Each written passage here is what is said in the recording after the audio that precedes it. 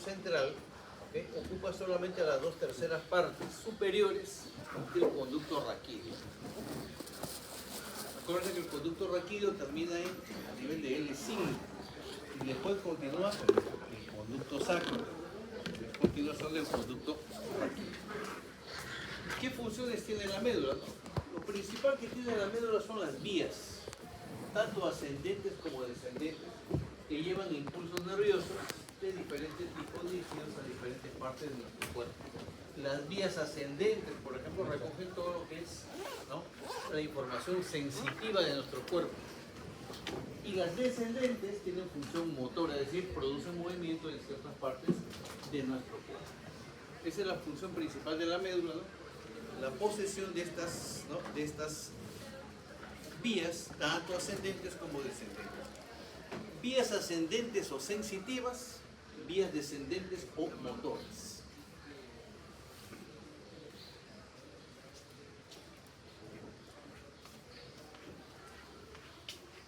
Externamente, la médula está compuesta por sustancia blanca, e interiormente tiene la sustancia gris. La sustancia blanca se encuentra dividida en cordones, dos cordones anteriores, dos cordones posteriores y dos cordones laterales. Es por esos cordones por donde pasan las vías, tanto ascendentes como descendentes.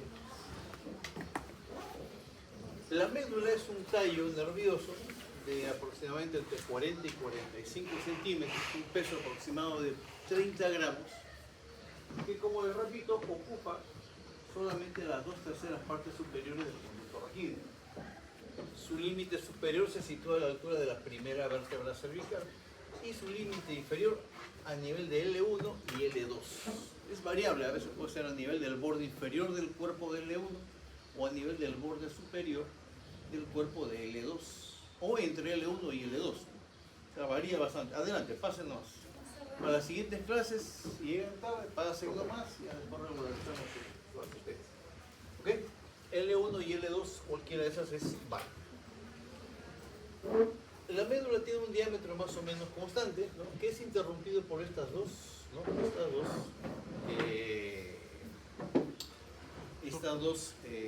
intumescencias o engrosamiento. Una intumescencia cervical y una intumescencia lumbar.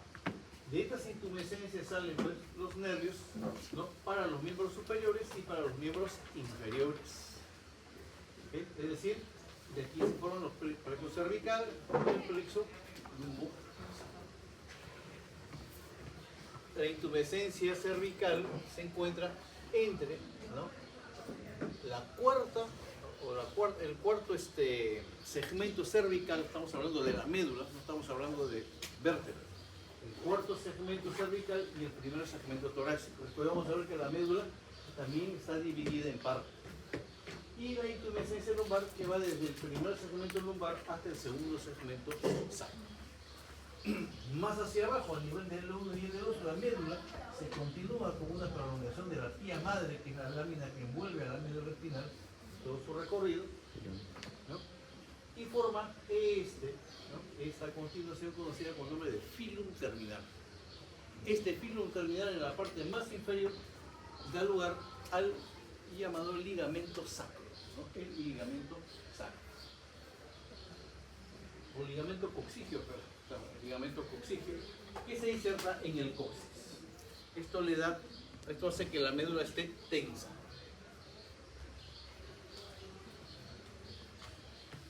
Internamente, la médula se encuentra en una ubicación central en forma de H y se encuentra dividida en láminas, así como la sustancia blanca está dividida en vías ascendentes y descendentes. La sustancia gris está dividida en láminas, las llamadas láminas de Rexed. Láminas de Rexed, R-E-X-E-D, Rexed. Son 10 divisiones que tienen sustancia gris. Las 4 primeras, la lámina 1, 2, 3 y 4, son de naturaleza, ¿no?, exteroceptiva. Es decir, son las encargadas, ¿no?, son las láminas por donde pasan las vías que recogen toda la sensación externa de nuestro cuerpo, lo que es frío, calor, vibración, ¿no? Tacto fino, tacto grueso. Todas esas sensaciones, ¿no?, que recogen esas vías van a ser una estación aquí en estas 4 primeras láminas. Es decir, todas las vías que lleven esa sensibilidad van a ser, ¿no?, 4 estaciones. Una en un ganglio, la otra aquí en las láminas, la otra en el tálamo y la última en la corteza cerebral, como vamos a ver después. Entonces las láminas sirven como estación para las vías, tanto ascendentes como descendentes. Las láminas 5 y 6 es de naturaleza propioceptiva,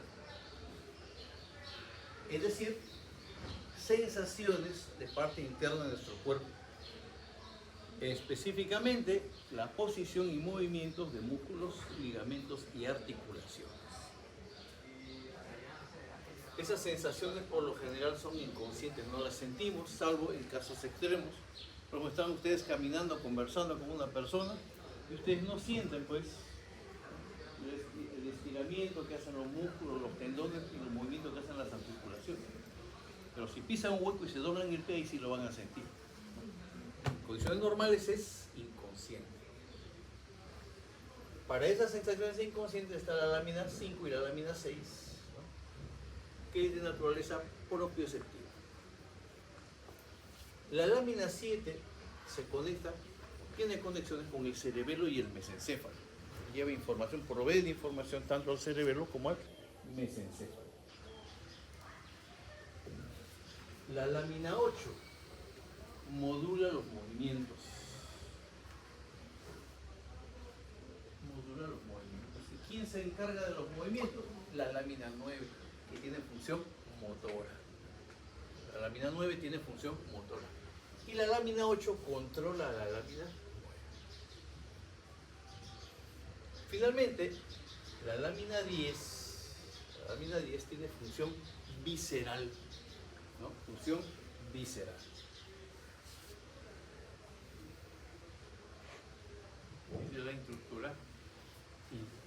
Entonces, la médula, así como se acuerdan que la columna vertebral estaba dividida en segmentos, ¿se acuerdan? Columna cervical, columna torácica, ya. La médula también está dividida igualmente en esos segmentos. Tiene una porción cervical, una porción torácica, una porción lumbar, una sacra y una pequeña coxígea. Hay 8 segmentos cervicales, 12 torácicos, 5 lumbares, 5 sacros y un coxígeo. Y un segmento coxígeo. De cada uno de esos segmentos salen nervios. ¿Okay? Salen nervios que salen por los agujeros de... ¿Cómo son los agujeros? Que están entre los pedículos. Agujeros intervertebrales. A su salida, esos nervios no se corresponden con el segmento que los ha, ¿no?, que los ha originado. Es decir, en comparación con las vértebras, esos segmentos no corresponden con las mismas vértebras, ya que la médula llega solamente hasta L1 y L2 al medio de ambas, máximo. Entonces, estos nervios raquídeos, ¿no?, poseen una regla para saber de dónde se están originando. En el caso, por ejemplo, de los segmentos, de los nervios raquídeos cervicales, se les agrega uno para saber a qué nivel de vértebra están saliendo. Por ejemplo, si yo tengo el segmento o el nervio raquídeo C3, ¿a qué nivel de vértebra está saliendo? A nivel de C4, porque a todas las cervicales se le aplica más U, ¿ok? Se le aplica más U.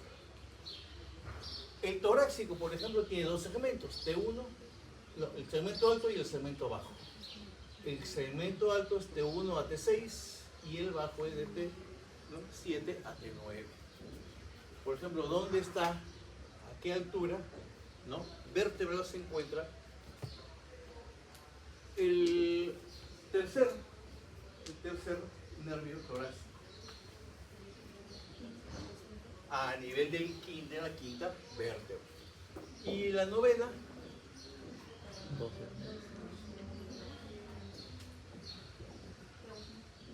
que sería la T12, ¿no?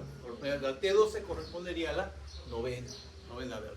Esto por la longitud que tiene de sus apódices espinosas. Y luego el resto tiene ya prefijadas al nivel de la vértebra T10 se encuentran, ¿no?, los nervios L1 y L2. A nivel de T11 se encuentra L3 y L4. A nivel de T12, que es la última torácica, se encuentra quinto nervio lumbar. Y a nivel de L1, que es donde termina, se encuentran el resto, nervios sacros y coxígeos. Y hasta ahí llega la médula espinal. Más abajo ya no hay médula espinal. ¿Qué cosa hay más abajo? El filum terminal. El filum terminal, que lo vamos a ver más adelante, ¿no? El filum terminal. La médula tiene dos caras, una anterior, ¿no?, una anterior, que es esta de acá, y una posterior. La anterior se caracteriza por un solo surco, por la cual corre una sola arteria, que es la arteria espinal anterior. ¿Rama de quién es la arteria espinal anterior? Rama de la arteria vertebral. ¿Okay? ¿Qué más vemos en la cara anterior? Que a cada lado, saliendo en perfecto orden, salen unos manojos, miren, ¿ven?, de fibras nerviosas conocidas con el nombre de raíces raquídeas anteriores. De cada segmento de la médula salen 4, ¿no?, raíces raquídeas, 2 anteriores y hacia atrás 2 posteriores. Y entre el nacimiento de estas raíces raquídeas aquí en la cara anterior y el surco medio anterior hay una parte desnuda de médula que no tiene nada, que es el cordón anterior. El cordón anterior es de los 6 cordones que tiene la médula, los cordones anteriores son los más pequeños y los más grandes son los laterales, ¿no? Todo esto es el cordón lateral. Y esto de acá que ven, acá, esto y esto de acá son los cordones anteriores. Y estos serían los cordones posteriores. Todo este segmento. Entonces, esto es lo que vemos en la cara anterior. Repite, surco medio anterior con su arteria espinal anterior, rama de la arteria vertebral. Las raíces raquídeas anteriores, que pueden ver que son delgadas, y los cordones anteriores. Hay uno a cada lado. Y en la cara posterior, ¿qué cosa vemos? En la cara posterior vemos 3 surcos, ya no uno, sino 3 surcos.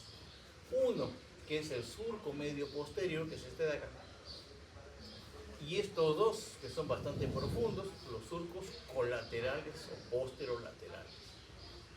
Por estos posterolaterales, como pueden ver acá, ¿ven?, pasa una arteria, ¿ven? Y acá también, ¿ven?, las arterias espinales posteriores. Arterias espinales posteriores. Y por estos mismos surcos salen las raíces raquídeas posteriores, que como pueden ver acá son mucho más gruesas. Son bastante gruesas. Esto de acá, miren, este de acá, ¿ya?, donde están saliendo las raíces raquídeas así ordenaditas, ¿ves? Este es el surco, colateral y este es el otro surco colateral, el derecho y el izquierdo. Y este que está aquí al medio es el surco medio posterior. Un ratito, y te seguimos, no se desesperen. Estos surcos, el surco medio anterior y los surcos medio posterior y colaterales recorren toda médula. Pero hay 2 surcos que solamente se encuentran en la parte posterior de la médula y solamente en la porción cervical, nada más. Más abajo ya no los ven, ya desaparecen. Estos surcos, miren, ven, son los surcos intermedios. ¿Okay? Los surcos intermedios. Bueno, en la parte cervical, más abajo solamente vas a encontrar los 3 nada más al final de la médula. ¿Ok? Ahora les pregunto, ¿cómo se llama este surco? Surco posterolateral o colateral. ¿Y este surco de acá? Surco medio posterior. ¿Qué encontramos entre el medio posterior y los colaterales? ¿Cómo se llama todo esto? Cordón posterior. Cordón posterior, correcto. Pueden ver que el cordón posterior está dividido por este surco intermedio, en dos fascículos. O sea, todo esto es el cordón posterior, pero aquí está dividido en dos fascículos. Este más delgado, que está pegado a la línea media, el fascículo grácil o delgado, grácil significa delgado. Y este otro que tiene esta forma, mire, es así, y redondeado, más ancho, y tiene así, como una cuña, por eso se llama fascículo cuneiforme. A ver si me han entendido. Fascículo grácil más fascículo cuneiforme, ¿qué nos da? Perfecto. ¿Ok? Entonces, en pocas palabras, el cordón posterior está dividido, y en la zona cervical, en la parte posterior, por el surco intermedio en dos fascículos, grácil y cuneiforme. Y hacia afuera encontramos nosotros los inmensos, grandes cordones laterales. Entonces acuérdense que por los cordones, ¿qué cosa pasa? ¿Qué pasa por los cordones posteriores? Las vías, tanto ascendentes como descendentes. Mientras que su sustancia gris está dividida en láminas que sirven de estación a estas vías ascendentes y descendentes. ¿Ok? Ascendentes y descendentes. Hacia abajo, ¿no? La médula solamente llega hasta el nivel de L1 o L2 o entre ambas, ¿no? Vértebras. Y del diámetro más o menos constante que tenía, termina afilándose, ¿ves? Adelgazándose, formando lo que se conoce, ¿no? Como la parte terminal de la médula, que es el cono medular. El cono medular. Es de este cono, escúcheme bien, aquí ya termina la médula, ya más abajo no hay médula. Ustedes me dirán, ¿y esto que continúa acá? Esto es pía madre, que es la meninge que envuelve a la médula espinal. La pía madre se continúa y hacia abajo, ¿no?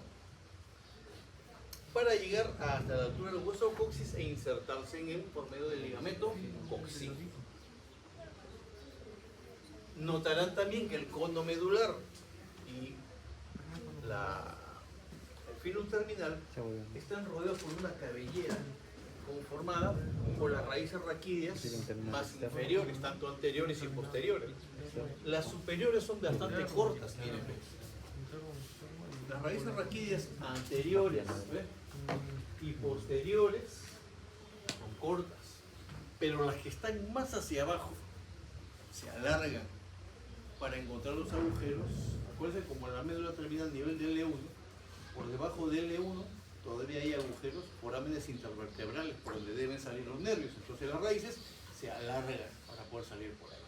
Es por eso que se forma esta cabellera, que es la cola de caballo. ¿Quiénes forman la cola de caballo? Raíces raquídeas anteriores y raíces raquídeas posteriores de L2 para abajo. ¿Ok? De L2 para abajo.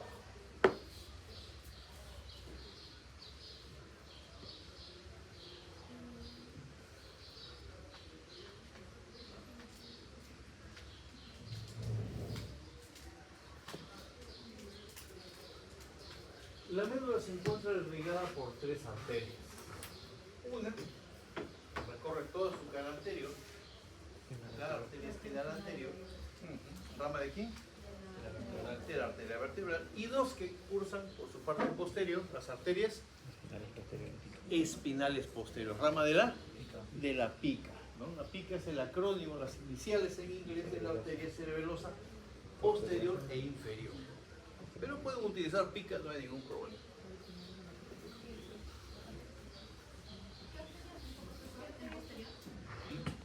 La arteria, la pica, que es la arteria cerebelosa posterior inferior, a las espinales posteriores.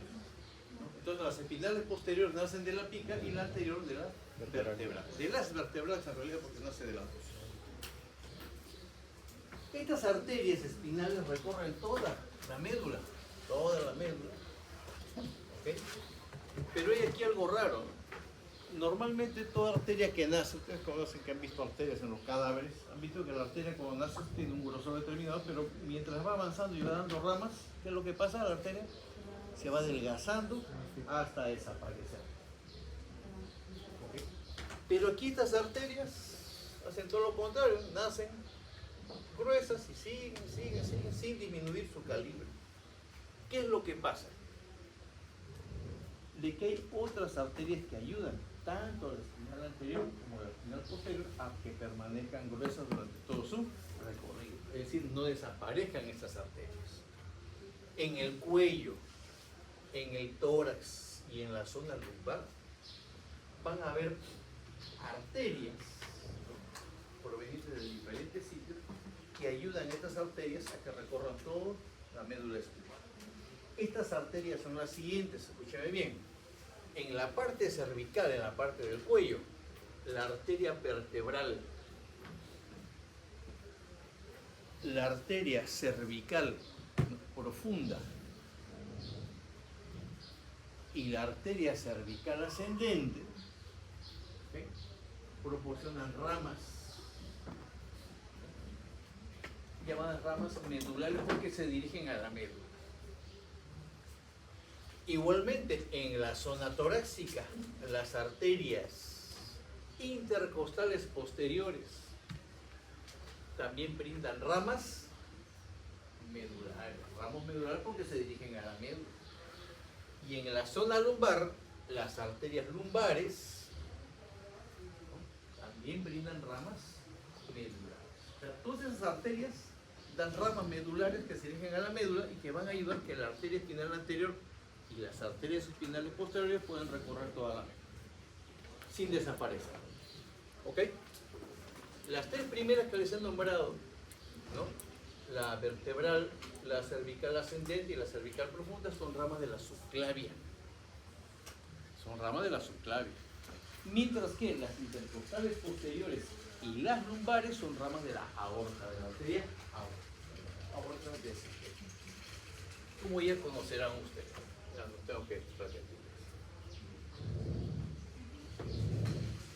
Entonces, este es un ejemplo, ¿sí?, cualquiera de estas arterias medulares, ¿sí?, estas arterias da una rama, mire, ¿ven?, cualquiera de estas arterias que les he mencionado, perdón, da una rama que se dirige a la médula. Esta es la rama medular, ¿ven? Y esta rama se divide a su vez en dos ramitas que vamos a ver más adelante.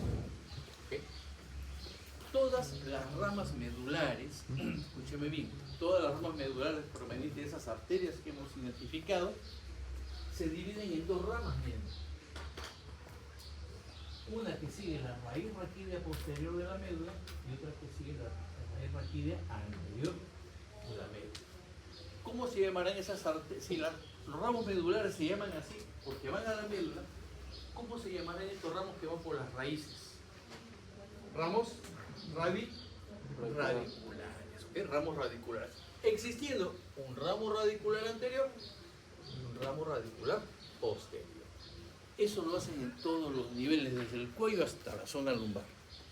Si no, no habría otra manera que las espinales, ¿no?, recorrieran la totalidad de la piel.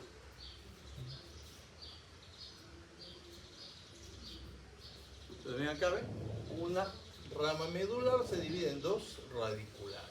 Una radicular anterior que va a la espinal anterior y una radicular posterior que va a la espinal posterior. Inclusive estas mismas ramas, estas mismas ramitas, las arterias dan también ramas que rodean a la médula y forman un vasto complejo medular, que es una especie de anillo que rodea toda la médula. O sea, toda la médula está ricamente irrigada por esta razón. Entre las arterias radiculares anteriores hay una que sobresale, ¿no? Hay una que sobresale. Miren, aquí está la espinal anterior, miren, ¿ven? Miren su grosor, ¿ven? En ningún momento disminuye, siempre sigue hasta el final. Y estas son las espinales posteriores. Estas son las espinales posteriores. De las arterias radiculares anteriores hay una que sobresale, que es esta de acá, miren. Es bastante gruesa. Y muchas veces, como ven en esta figura, ¿qué arteria sería esta? Vertebral anterior. Espinal anterior. Muchas veces, más que ayudar a la reemplaza, miren, ¿ves? La arteria se dobla y reemplaza a la espinal anterior. Esa arteria se llama radicular magna. Hay una sola radicular magna. Y siempre está presente en una arteria radicular anterior. No hay radicular magna, ¿no?, entre las radiculares posteriores, solamente entre las radiculares anteriores. Solamente en el ala izquierdo,